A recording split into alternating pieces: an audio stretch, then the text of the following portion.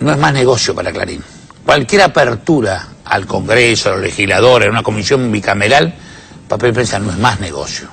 El día que entre una bicameral, aunque sea asistir a las asambleas de Papel Prensa de accionistas, a las reuniones de directorio, el día que se abra el tema de Papel Prensa a la luz pública, porque es una empresa donde el Estado tiene el 30% de las acciones, que no es poco, ahí se acabó el negocio de Clarín. El negocio de Papel Prensa, Clarín sabe que lo tiene perdido. El monopolio ha perdido Papel Prensa, como ha perdido con la ley de medios el tema de los medios de comunicación. Osvaldo, usted... Sí, y sigo sobre lo de Isidoro, que vos me preguntaste. Sí, pero cuando decís que no es más negocio, que decir que no siendo un monopolio y no estando controlado, ya no es lo mismo. No, haciendo las cosas que hacían en la reunión de directorio que no existían,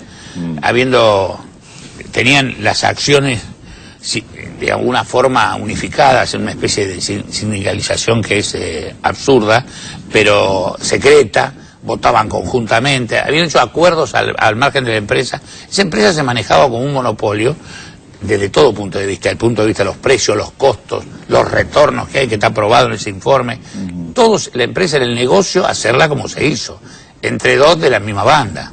Cuando se abre el espectro, cuando el Estado entra a participar con la intervención del Estado dentro de la empresa, es donde el negocio se entra a la asamblea a ser cuestionada, a discusión, a impugnarse. Eso siempre se manejó de una forma absolutamente secreta. Hay una solicitada del 19 de mayo de 1977, tapa de Clarín, La Nación y La Razón, donde dicen que compraron Papel Prensa, pero además que fueron a consultar a la Junta de Comandantes, integrada por Videla, Agosto y Macera, al ministro de Economía, Martínez de Hoz, y al secretario general de la Presidencia, y después al secretario de Industria. Lo dicen los diarios, no tiene que desmentirlo Isidoro Greiber.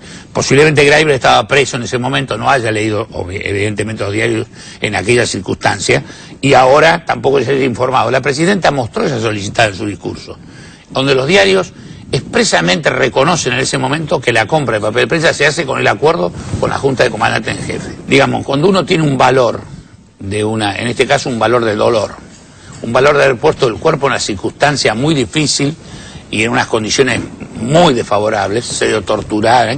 No hablo del caso mío, yo estuve 8 meses en el puesto vasco, fui torturado, pero yo me saco de la historieta. Pongo a mi hermana y además nosotros por la formación política te da por ahí una cierta tolerancia o justificación a situaciones que no son normal para la gente. En el caso de mi hermana, que sufrió las mayores humillaciones, todo, sale de la cárcel. Mi hermana testimonia, como no hicieron otros, entre ellos Isidoro Greiber, en el juicio a Camps. Testimonia en el juicio a Von Berni. Testimonia en el juicio de Checolás. En esos juicios también testimonió que estaba vivo en ese momento Jacobo Timerman, que estuvo conmigo en el puesto vasco. Y algunas personas más, Juan de Estéfano, los que estuvieron realmente detenidos por la misma causa, el caso Greiber. Testimoniamos, etc. Pero nosotros sabíamos que el tema Clarín era un tema de tal magnitud enfrentarlo, que cuando vos tenés ese capital no lo vas a alargar a la esquina.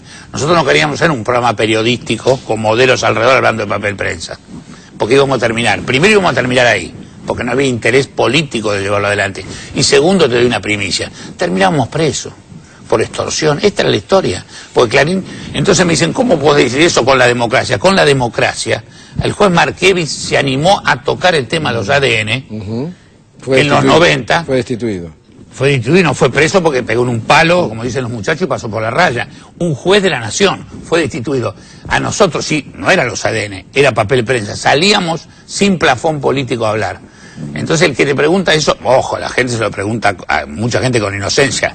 Hay otros que no son inocentes. Yo veía ayer dirigentes políticos que también le parece lo mismo y dicen, no, porque... Y además, entre medio de estas acciones estuvieron los Carapintadas, hubo acciones políticas, levantamiento de los Carapintadas en el 90.